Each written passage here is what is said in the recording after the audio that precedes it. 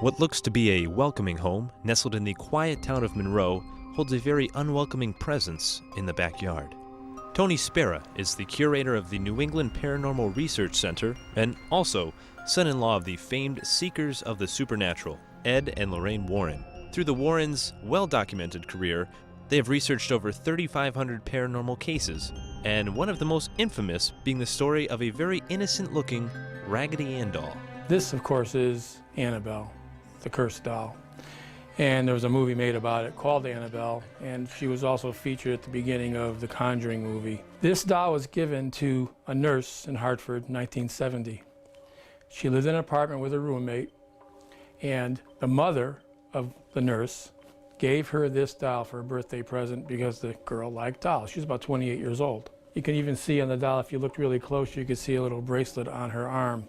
So they would treat it as a little girl. One day they woke up, there was a piece of parchment paper on the floor, and on the parchment paper, written in pencil, it said, "Help me." Nobody owned parchment paper. Nobody knew where that note came from. Now the girl said, wait a minute, someone's probably coming in this apartment. So they set up a little thing where they would put Scotch tape on the door of the apartment. They would place the rug just in a certain location to see if anyone was in that apartment when they weren't home. Well, they weren't. No one was in that apartment. Nothing was moved, except the doll. The doll would move. Evil erupted as the fiancé of the nurse, Lou, had a dream that he was being choked by Annabelle and awoke to throw the doll all the way across the room, when suddenly 4 slashes appeared on this young man's chest and stomach. 4 on the chest, 3 on the stomach, and you could see actually the blood coming through the shirt. After being called in for an exorcism of the doll, Ed Warren later confiscated the doll and protected it in his museum. But the evil ensued when a Hartford priest visited the Warrens' home. So he brings the priest down and starts to explain about Annabelle.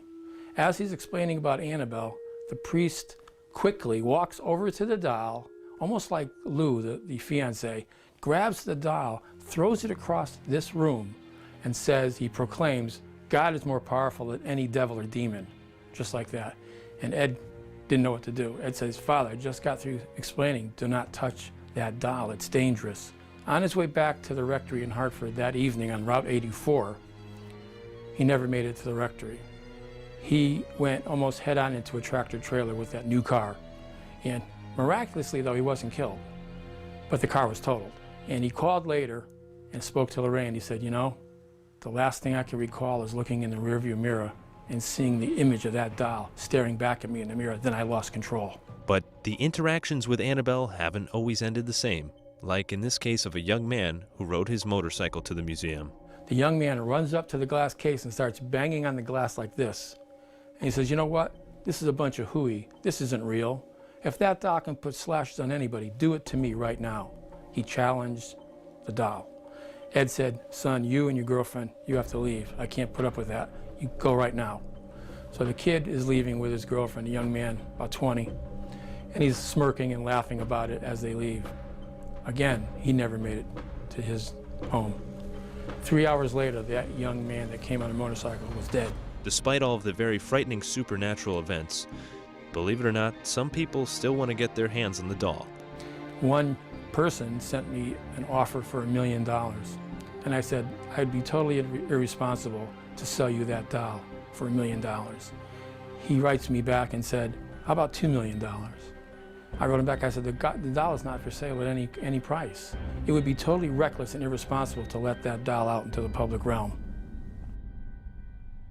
Creepy. You know, real life is scary. Scarier than the movies. Maybe next time you can go to the museum with me and we can, No. No? Absolutely not. You sure? There isn't enough money in the world. Not even $2 million? Well. Yeah. All right, now let's reconsider. Hey.